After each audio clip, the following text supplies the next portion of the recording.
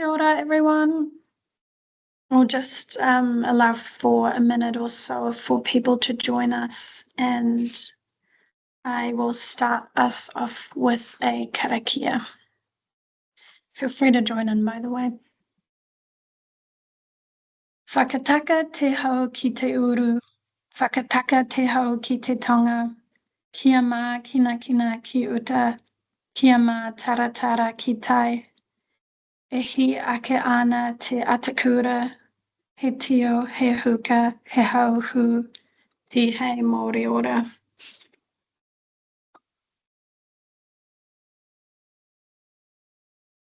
Kia ora, everyone, and thank you for joining us, whether that's from the US or from New Zealand, Aotearoa. We are glad that you could make the time and join us for this month's good work.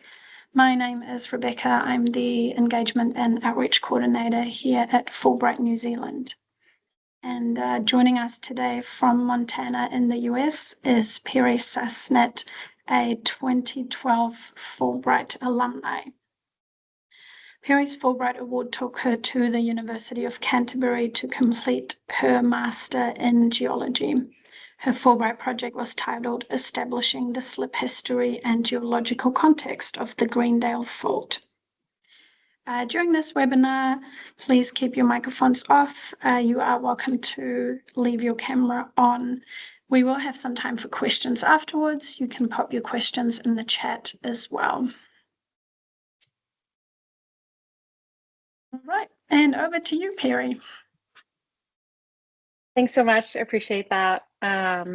Yeah, thank you to you all for being here, and thanks to Fulbright New Zealand for having me. So I guess I'll give a little overview of kind of where I'll go for the hour. I'll talk a little bit about my career trajectory, kind of how I went from being a geologist on my Fulbright to ending up doing science communication in national parks. I'll talk about why I think national parks are such a great context and opportunity for science communication. And then I'll talk a little bit towards the end about the podcast that I make for Glacier National Park and kind of what I've learned doing that work. And I have some slides for kind of the second half, but I'll just talk for the first half. And then the other thing I wanted to mention at the top is you've probably heard some more or less about sort of the tumultuous times and kind of the disruptions going on with federal agencies in the US at the moment and federal employees. So I just wanted to acknowledge that that's going on in the background. And while I'll be talking about my history with this kind of work and what the types of work that I've done in the past and leading up to now, there are some questions about what that will look like going forward. So hopefully not much will change, but we shall see. So this story begins when I was a little kid. I was born in Boston in the northeast part of the US, which is very geologically calm, boring, one might say. And then I moved when I was little to Seattle, Washington, which is in the northwest part of the US. A very exciting geological environment. It's not too dissimilar to the North Island of New Zealand, where there's a subduction zone. So there's lots of earthquake potential, and there's a chain of volcanoes inland. And as a kid, you look around and there's these giant glacier-covered volcanoes, and we had earthquake drills in school where we, duck and cover under our desks and hold on. And that was completely novel to me as a little kid. So it was a very easy place to develop an interest in natural hazards, especially earthquakes and volcanoes. And so as I grew up, I studied geology as an undergrad at Columbia University in New York City, which people are surprised, but there's some great geology in New York City, even if it's not as active as it is in some other places. But I did want to, go to some places where there's a little more geologic activity. So I spent a semester abroad in New Zealand at University of Canterbury in my third year. And that was in the first half of 2010. And so I loved my semester there. I loved the experiences that I had and the people that I met and the country and the landscape, and I really wanted to go back, but I wasn't sure how I could really make that happen. But the Kiwis will recall that that was the first half of 2010, and in September of 2010 was the Greendale Fault earthquake. And I got the news about this when I was, that summer I had done an internship and looking at studying an undersea volcano off the coast of the Western US. And at the end of the summer, we went on a cruise, on a boat trip to go to that area and study the volcano. So I'm on a boat in the middle of the ocean, and there's the slowest satellite internet, and I'm getting this news about the earthquake and all that was going on, and thinking like, oh my God, I could apply. I could go back to study this. And so I think there was only a couple of weeks before the Fulbright deadline, so it was a real rush to try and get everything together to apply. But I did, and I was selected, spoiler alert, and yeah, got to go back to New Zealand on a Fulbright to study that earthquake. And of course, the Kiwis will also know that I came back in 2012. And so between when I applied at the end of 2010 and when I returned, there were other successive, much more damaging earthquakes in Christchurch as part of that earthquake sequence. But my work just focused on the first one. I think I loved my master's work. I loved being in New Zealand again. But I think what really grabbed me, what really, I guess, like changed the trajectory of my life and my career was seeing my advisor, Mark Quigley, basically being the face of the Canterbury earthquakes, like communicating science in real time with information that was relevant, that was timely, that was nuanced, that like people needed in the moment. And like I was part of that audience. I remember being on that boat on the slowest internet in the world, trying to find out what was happening in Christchurch, like was the city okay? And what came up was Mark's blog. And I remember like revisiting that over and over again and seeing what information he was posting. And you know, he was on the news all the time. And yeah, kind of experiencing that and witnessing that made me want to switch to science communication. Because to me, like, there's lots of great science out there, and we're always pushing the frontiers forward, and that's amazing, and we should keep doing that. But to me, what the sort of gap that I felt like I could fill or try to address was that it seems like where science is and where public understanding is, public communications, policymaking seems to lag behind.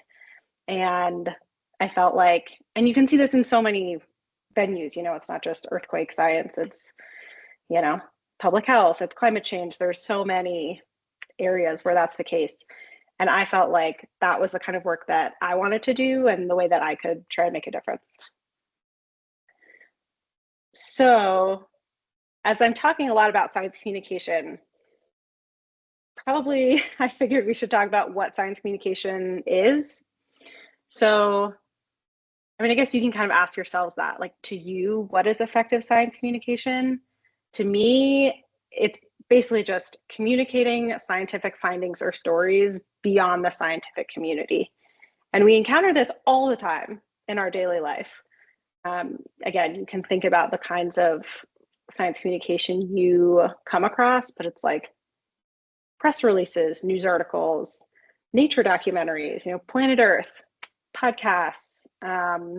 We all remember like flatten the curve, that slogan from 2020, that's science communication. Social media videos, you know, blank blank explained in 60 seconds on, you know, TikTok or Instagram, photo essay, like it can be all kinds of different things. And it can be short form or long form. It can be pretty dry, kind of like press release style. It can be sensationalist. It can be inaccurate. It can be good or bad. But to me, I mean, of course, I'd like to talk about good science communication. And there are many ways to go about that. And whether something's successful or not, I would say it depends on your audience and your goal with that. But to me, what I think in my experience makes really effective science communication, or one way to do that, is storytelling. And so to give an example of what I mean when I say storytelling, I think when we sort of, and I still do this, I've been doing this kind of work for years, and I still think to myself, when I want to start a project, the first thing that comes to mind is not a story, it's a topic. So if I want to talk about wildfire, I'm like, okay, there's my topic, but that's not a story. And so if I want to talk about even a specific wildfire, and I could tell you that there was a fire in 2018 in California, in Northern California, and it was called the Carr Fire, and it burned this many tens of thousands of acres, and it burned this many structures, and these are the impacts that it had. Those are all just a list of facts. And you guys are probably a very smart audience, so you would probably recall more of those facts than your average person for a few hours, maybe a few days. But, you know, a few weeks from now, if someone asks you about, oh, remember that fire that you heard about? What was the deal with that? You're probably not going to remember those facts. Our brains just aren't that good at recalling those things. But if I told you a story and I said that this fire in 2018 started in a small national monument in Northern California on a 113-degree day, which in Celsius, that's well over 40 degrees Celsius. And there was a woman named Jennifer who she was in charge of the natural and cultural resources at this park. And she gets the call that there's a fire and it's spreading really fast. And it's her decision. She has to decide, okay, yes, I'll allow you to use bulldozers on this fire because communities are threatened. And at the same time, she's getting calls about, is your staff okay? Your staff needs to evacuate housing in the park, like right now. And she lives just over the ridge, and her house is okay for now. But a couple days later, she's at home in the middle of the night at 2 a.m, and she gets a call from someone in dispatch who's like, you need to evacuate right now. So she goes outside and she sees the fire coming over the ridge, and she can hear the propane tanks exploding in the neighborhood, in the far end of the neighborhood. And she packs up her grandmother's table and she says goodbye to her houseplants, and she drives away as the fire's coming. Like, that's a story. And you probably want to know what's happening, what's going to happen. And that was a story that we told on the podcast. It was an interview with that woman, Jennifer Gibson. It was called Climate and Living with Fire. And so that's the difference between a topic and a story. And as humans, like, we are wired to listen to stories. We have been sitting around campfires listening to people tell stories for thousands and thousands of years. And so our brains are really well set up to listen to stories, to interpret stories and find meaning in them, and to remember them. And so one of the ways that this can be really useful is that often when we're talking about kind of contentious or political or emotionally charged issues, like wildfire is a really good one, climate change comes to mind, often just telling people facts doesn't change their minds, and they don't necessarily stick with them. I'll start sharing my screen so I can share a great quote with you. So this quote is from Twitter, RIP Twitter. I'll read it. It says, I still think my favorite thing that's ever happened to me on the internet is the time a guy said, people change their minds when you show them facts. And I said, actually, studies show that's not true. And I linked 2 sources. And he said, yeah, well, I still think it works. So, case in point, telling people they're wrong or telling them facts that contradict kind of their worldview isn't always the most effective way to get them to change their minds. But stories and emotions can sometimes shift the needle. They can kind of take those facts and bring them to life and create a connection with a story or with characters in that story. So I think that when we're trying to do this kind of storytelling, national parks are an ideal place to do this kind of work, to try and communicate science in this way. People really care about these places. And I think trying to communicate and tell stories in this context, you start from a lot of shared common ground, shared values.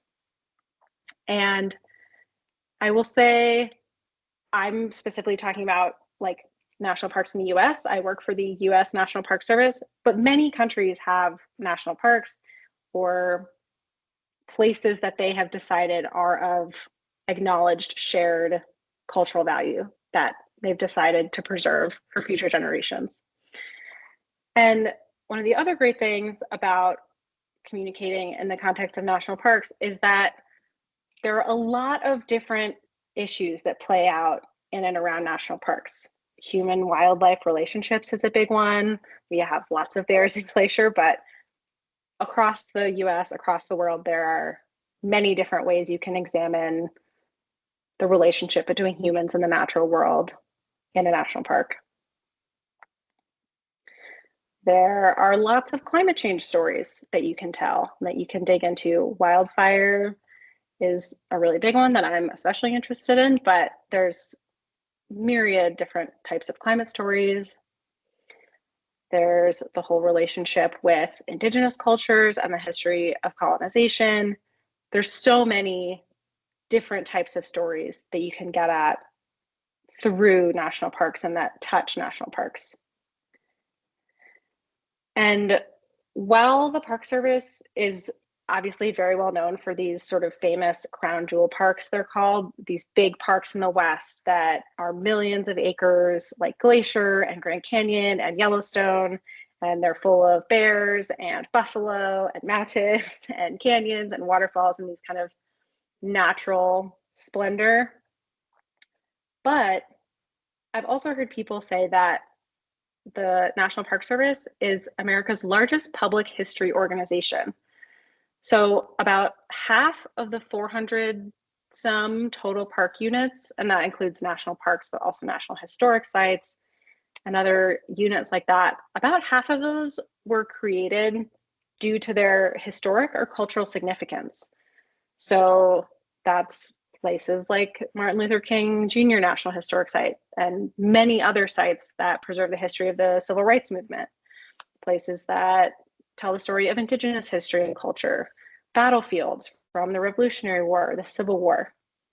There's so many different stories that are not just kind of these big Western natural, natural parks.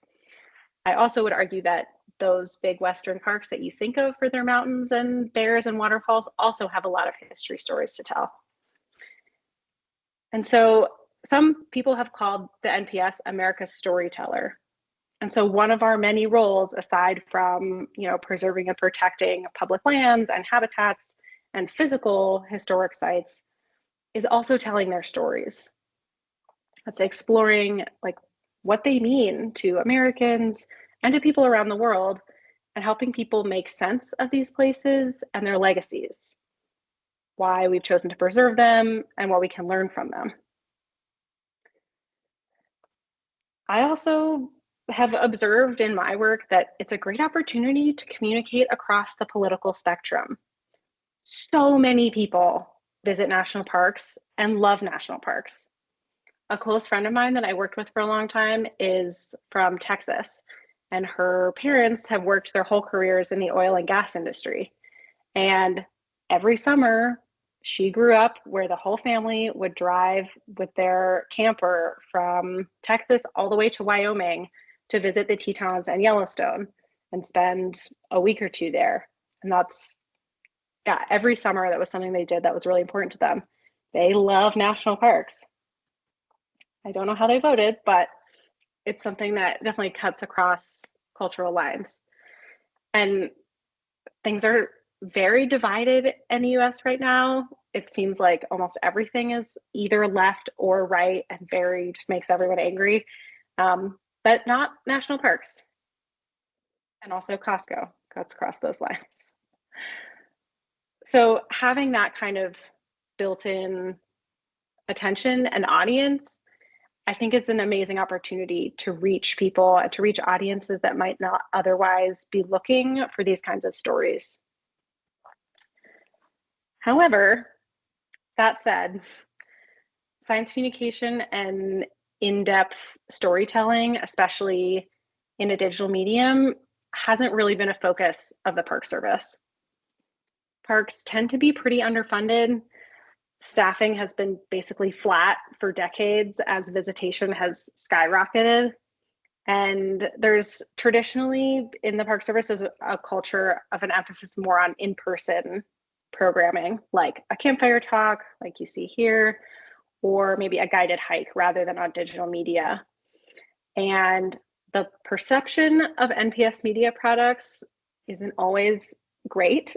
This was a review that we got from our first season of the podcast that says, the title is Surpassed by Expectations. And Rebecca 876 said, when I read that park rangers made a podcast, I had pretty low expectations for the storytelling and production. I was pleasantly surprised. So the bar is pretty low, I would say, but I think it's missing a huge opportunity. If you have to be in the park to experience storytelling related to the park, like, yes, a lot of people visit Glacier every summer, about 3 million people. But how many more people have visited Glacier once when they were young and always loved the park or would like to go and haven't had the opportunity?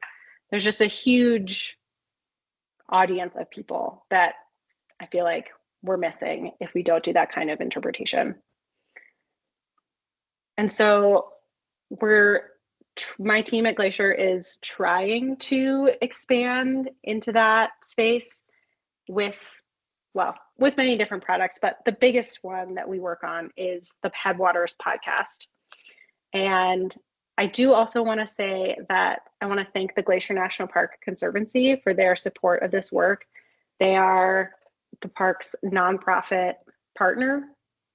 So they raise a lot of money and they use it to support projects in the park through a grant cycle.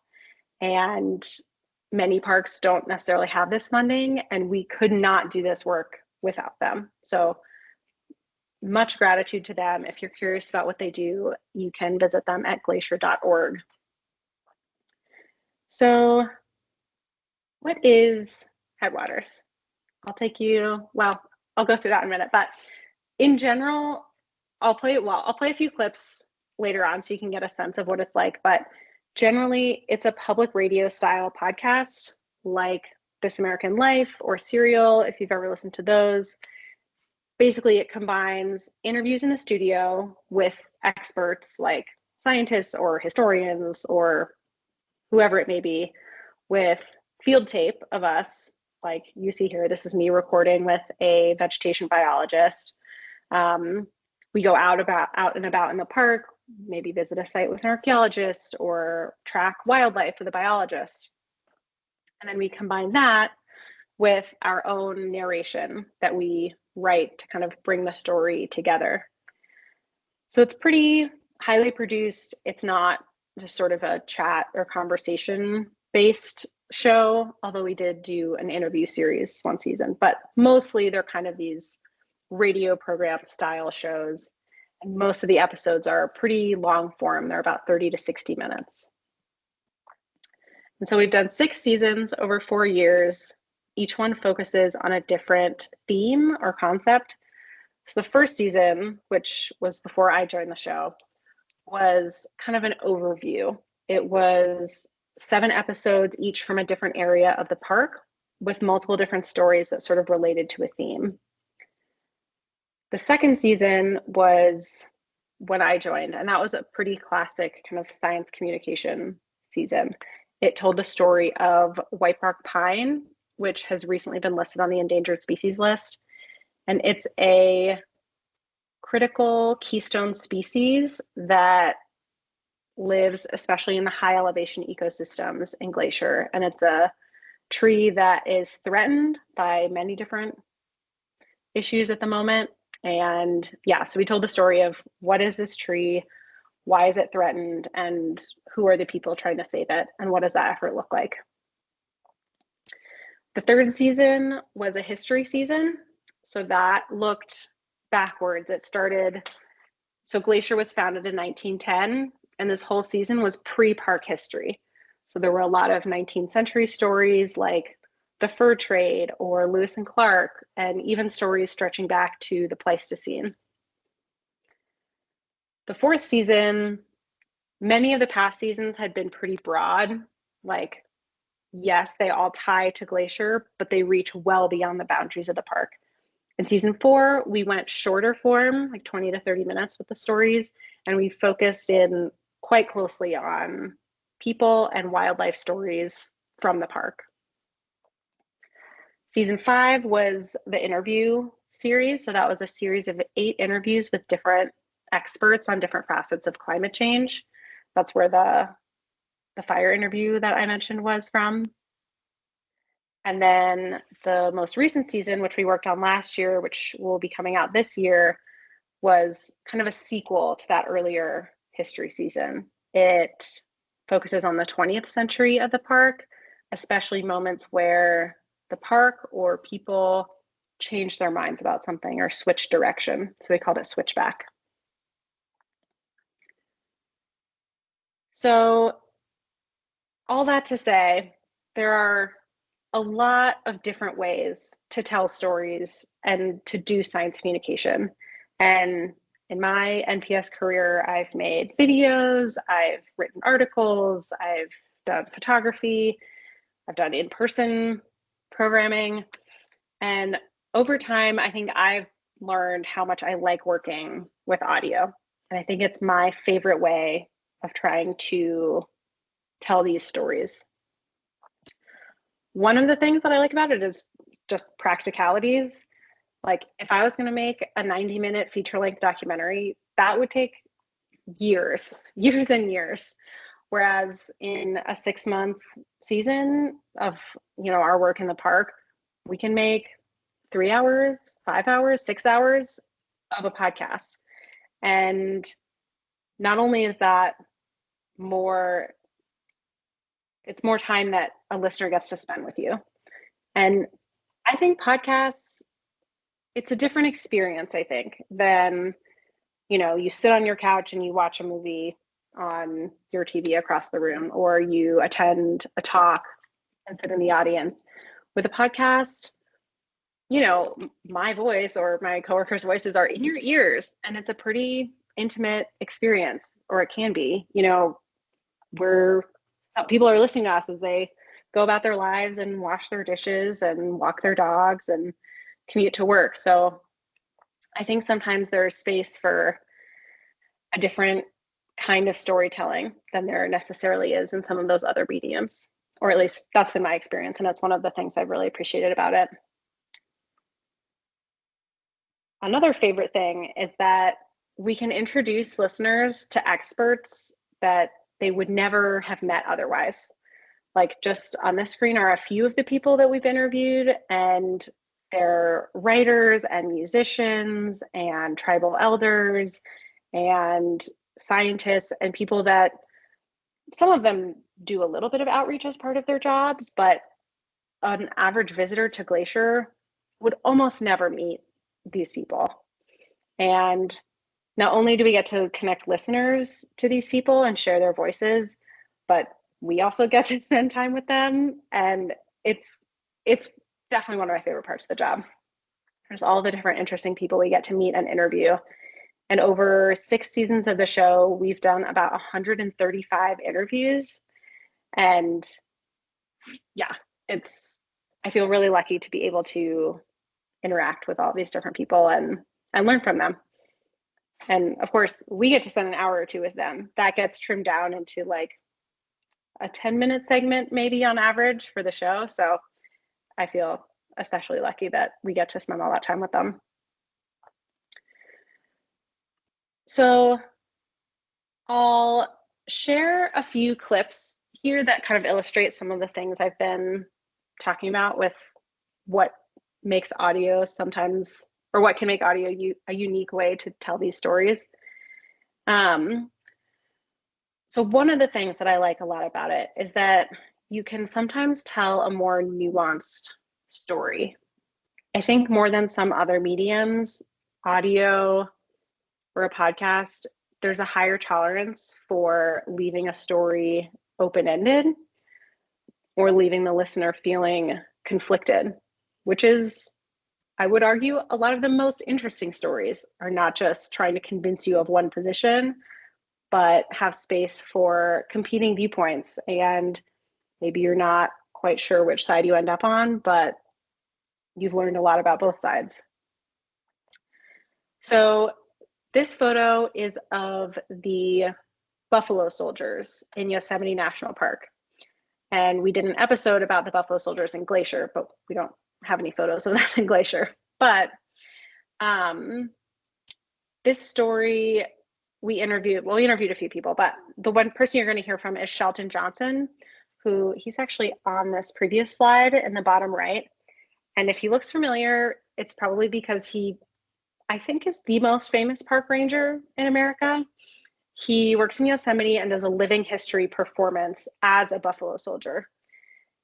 And you've probably heard the Bob Marley song, but the Buffalo Soldiers, their history is that they were African-American regiments of the US military when it was still segregated. So that starts in the 1800s and goes surprisingly far into the 1900s. And so the National Park Service was founded in 1916, but national parks existed before that. So Yellowstone, Yosemite, Sequoia, Kings Canyon, there are many of these parks that predate the actual National Park Service.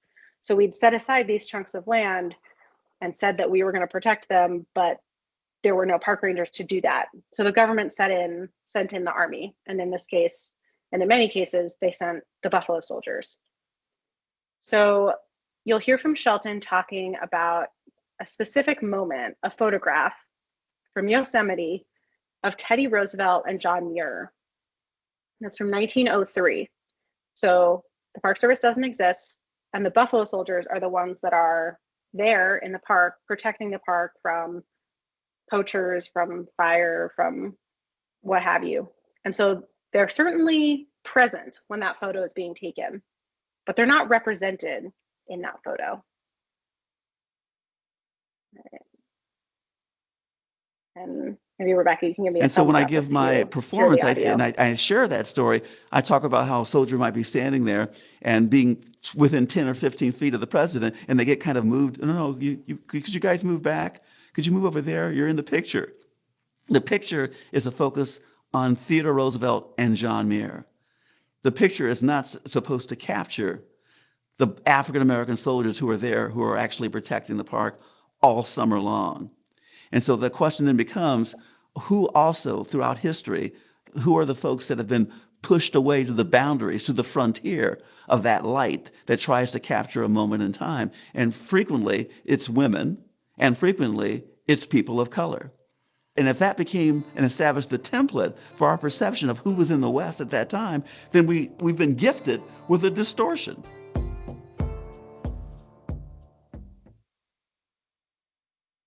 And so when I give my So another thing that I really appreciate about audio and kind of this long form medium is that it allows you to build a relationship with someone throughout an episode or a season, and you get invested in getting to know who they are and hearing about their experience, and you can tell quite emotionally driven stories. This next clip that I'll show you that'll play for you is from an episode from the white bark pine season, which was that endangered tree species from the park. And we went out in the field with Diana Six, who's on the right here. And she is a professor of forest entomology and pathology. I may have gotten that right. She studies essentially mountain pine beetles and their effect on whitebark pine trees. And so together we visited a grove of whitebark pine trees in the park. Since she's a researcher, she has a permit to do research in the park. And so we were able to core a tree with her and kind of look at each little line representing each year of the tree's life and all the different things it's experienced. And then we sat down together and we talked not just about, the sort of science of it all, the tree's genetics and whether it's fast growing or slow growing and which trees the pine beetles prefer to attack and how those genetics will be passed on. But we also talked about what this work means to her and what kind of studying this tree that is facing its demise means to her.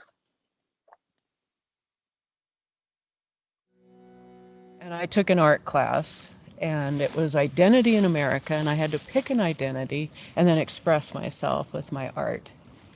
And that's when I named myself a coroner rather than an ecologist and knew that I had a job shift.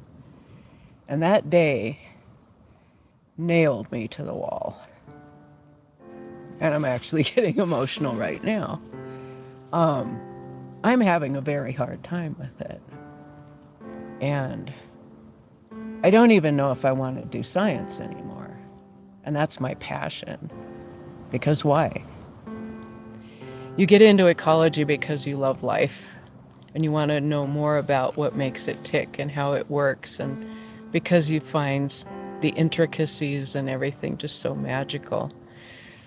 And anymore, it's hard to go to work because what I see is all the things I love falling apart around me.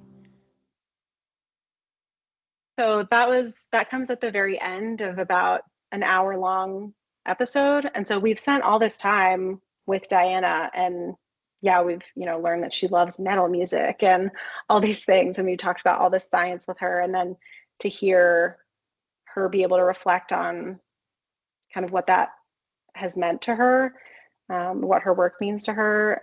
I think, yeah, I really appreciate that about this medium. And I think it helps tell those kinds of stories.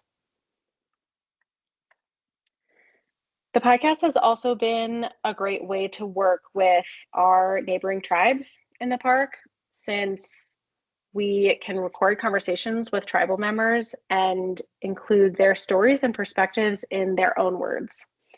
I think often with other mediums, like if I'm writing an article, that's a lot of filtering of what they have to say through me and through the US government, which is a fraught relationship to begin with. And I think people in our experience have been more willing to work with us with the podcast because it is their own voice. And even aside from the aspect of tribal members, I think hearing someone tell their story in their own voice can be really powerful. And so, yeah, I have definitely appreciated the opportunity to work with tribal members and learn from them. And that is also an ongoing learning process. Our team has learned a lot about the history of colonization and the US government's relationship with each tribe. There are 4 that directly surround Glacier and many more traditionally associated tribes. And of course, each one has their own unique history with the US government and with the land and with each other. And so there's an infinite amount that we can learn about that. And that's an ongoing learning process for us. And ultimately, I think even though maybe it's easier for people to be willing to talk to us when they know they're telling their story in their own words and their own voices, it's still a lot of trust that's placed in us by people. Because it's still, we're selecting which pieces of an interview to use. We're putting it into context in a story that we're telling, and our narration is framing it. So it's a lot of trust that people place in us, and that's a very humbling thing and something that we've strived to live up to. So this clip that I'll play for you is from an episode about the North American fur trade, which started out focusing on beaver pelts to make beaver felt hats, which if you've seen like Bridgerton or a Jane Austen adaptation or like Napoleon's hat, those are all beaver felt hats. So North America was basically removed of all of the beavers in the continent to send to Europe to make those hats. Eventually, fashions changed and we ran out of beavers and they switched to the buffalo. So if you've never seen the photo that I have up now, those are all bison skulls. I can't even begin to imagine how many bison skulls are in this pile. But not only were, bison hides and other parts used for trade, but also many, many indigenous tribes, especially of the plains and on the west, relied on bison.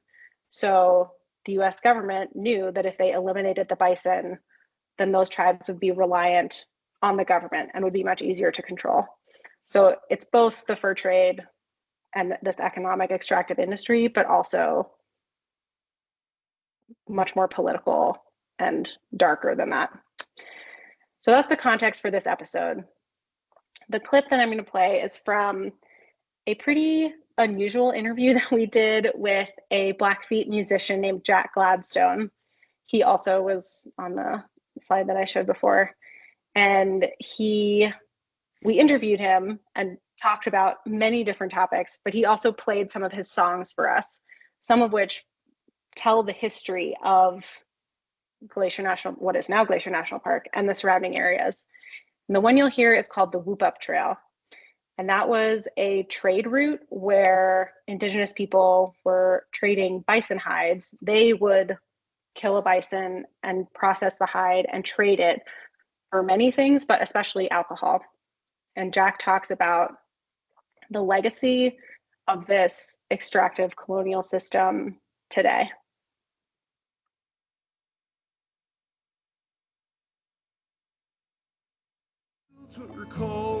Alcohol not only would get you a good return, but it would reduce your customer's power of reasoning and power of fairness. A buffalo robe that was not tanned or not processed was not valued. I guess it took around a month of tanning that hide in order for it to be valuable. That could be gone with another couple drinks. Everything was melting down. For the Whoop Up Trail, I went pounding down the Whoop Up Trail.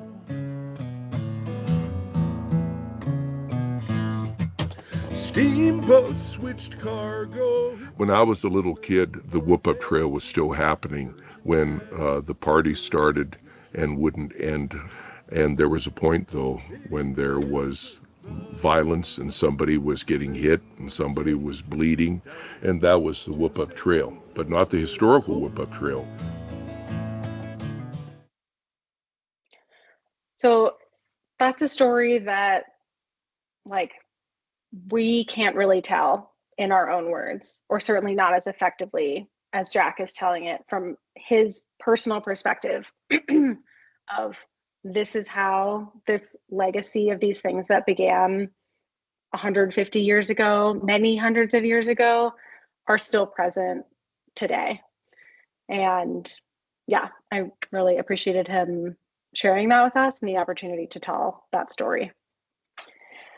So I want to leave some time for questions at the end. So I'll start to wrap things up, but I guess, yeah, to conclude, I've done a lot of different types of science communication, but this project using kind of long form audio storytelling to tell untold stories in the context of national parks has been the most challenging and fulfilling of my career. And I feel especially grateful to be able to do that in the context of national parks, which I think whether it's truly place-based, whether a listener is actually in the park or not, I think it can provide another level of connection and a way to reach audiences that we might not otherwise. I also want to say I do not by any means do this work by myself. There's a wonderful team, a rotating cast, some of whom you've seen in these photos, of about, and I feel incredibly lucky to be able to collaborate with them to make this show. I also want to thank the Glacier National Park Conservancy again for their support of the show. We absolutely could not do this work without them. And you can learn more about what they do at glacier.org. And there's also they have a page for Headwaters at glacier.org/Headwaters. Most of these photos that were in here were taken by my coworkers. And if you want to see more behind the scenes of what some of these people look like and the places that we've gone and visited, or just of Glacier in general, there's a Flickr page for the park at flickr.com/glaciernps. And then, I would love it if you listen to the show. It's called Headwaters, as I've said a few times, and you can find that wherever you get your podcasts. I think no matter what aspect of it you might be interested in, science storytelling, American history, national parks management, working with tribes, I think that there's something there for you. And of course, I have to tell you to subscribe to the show and rate, review, and share with a friend. But and definitely feel free to reach out if you listen and you have thoughts or comments or questions. We would love to hear from you.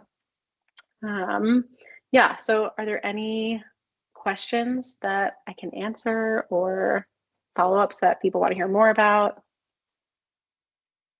I'll just quickly jump in and say you're welcome to put them in the chat. We do also have a Q&A function, or just unmute yourself and yell it out.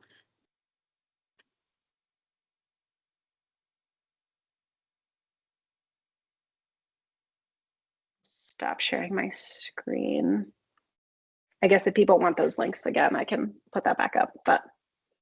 Well, we've also linked Peri's website on the actual Teams event page. So when you go onto Teams and under speakers, if you click on Peri, there's a little sort of icon, and that way you can find Peri's website that also talks about the Headwaters podcast. And there is a contact page on my website as well, if anyone wants to reach out that way.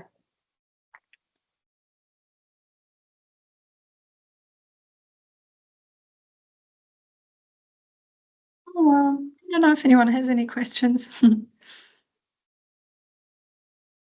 Oh, we've got some comments in the chat. I'm not sure if you can see them, Peri, but from Claire, what lessons have you learned about how best to use the format to engage the audience? That's a good question. I suppose that what that kind of brings to mind is I've attended a film festival recently where they talked a lot about impact producing and sort of going beyond just putting something out into the world, and but also like trying to engage around it. And that's a pretty hard thing to do with audio, because it's hard to make it an event. Like it's hard to, you can't screen a podcast really, or maybe we could, but haven't been creative enough.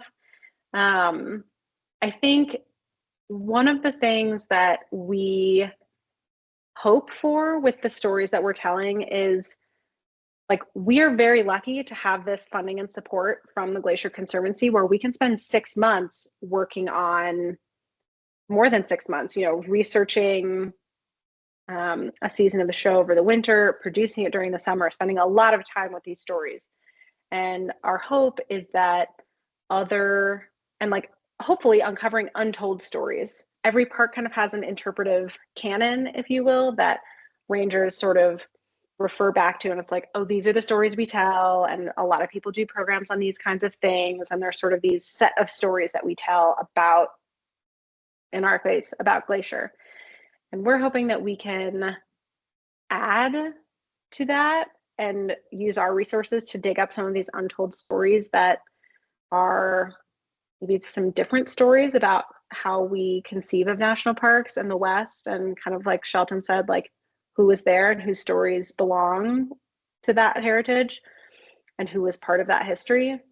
And our hope is that not only will people listen to the podcast, which obviously I hope that they do, but that, you know, park rangers doing programs in the park will listen to the podcast and maybe say, oh, you know, I'm going to do my campfire talk about the history of the Buffalo Soldiers in Glacier, or I'm going to do a story about, I'm going to do my program about the fur trade, you know, so like those stories that we had to do all this digging and spending time in the park archives and stuff to uncover, that those can go out into the world in many different ways, and that people will hear them and retell them in many formats. So I don't know if that really answered your question, but that's kind of one of our goals with the show.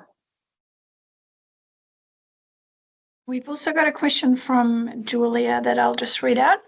Have you encountered any examples of using storytelling to influence visitor behavior around natural hazards? For example, storytelling on historical landslides to increase compliance with landslide no stopping zone signs.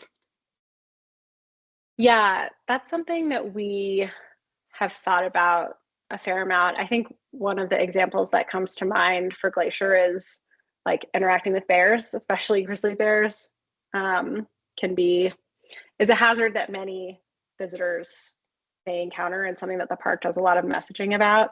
And so in the first season of the show, they did a story about, well, it's about, again, kind of like I said, the story itself is about many different things, but it has a lot of those safety messages in it.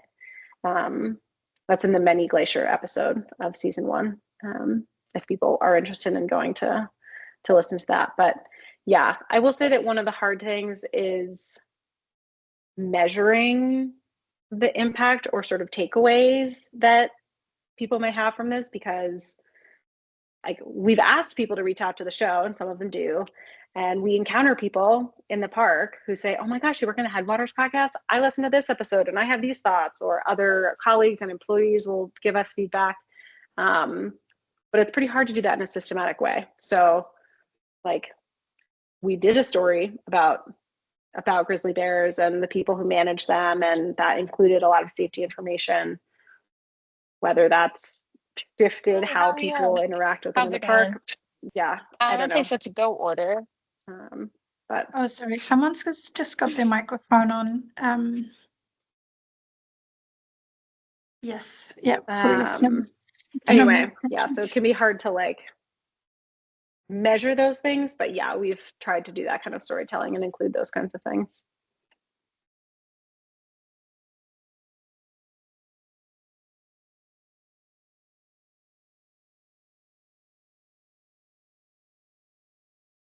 Great, thank you so much, Peri. We've got some nice feedbacks in the chat as well. It was a really interesting talk.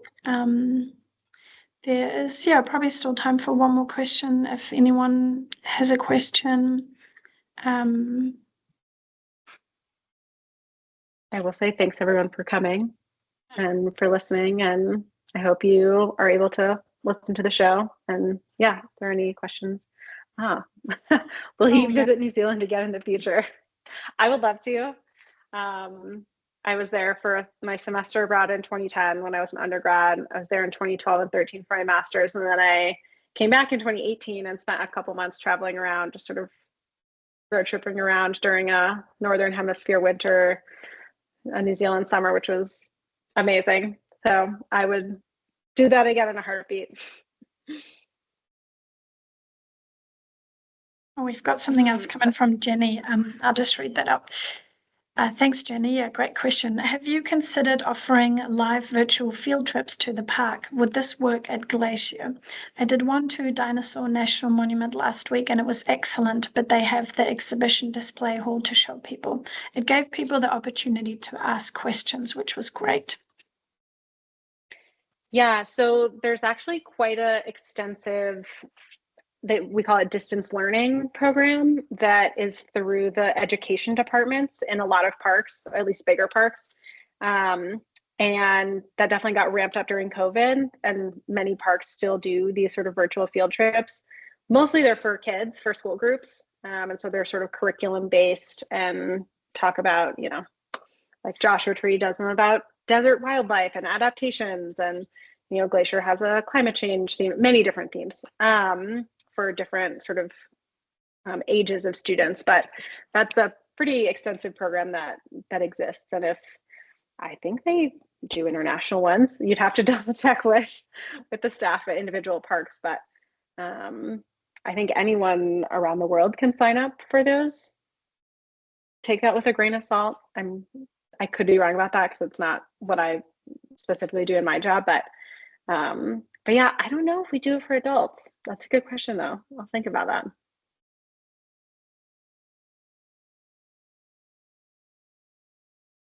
Sorry, Jenny just said, yes, they can. They do offer those, and they did it Fabulous. from New Zealand. So yeah, that's really good to know. Cool. They take any school or community group as long as the time difference works. Awesome. Yeah, it's really cool. All right, thank you so much, Peri. Yeah, that was super interesting, and thank you all for coming. And I hope that you have the time to check out the Headwaters podcast. We will upload the recording of this webinar on our Fulbright New Zealand YouTube channel. And also keep an eye out on our social media for more Good Works webinars. We aim to hold these sort of monthly to bi-monthly, and all of our Good Works webinars are open to the public, and we'd love to see you there. Thanks so much, everyone. All right, thanks everyone.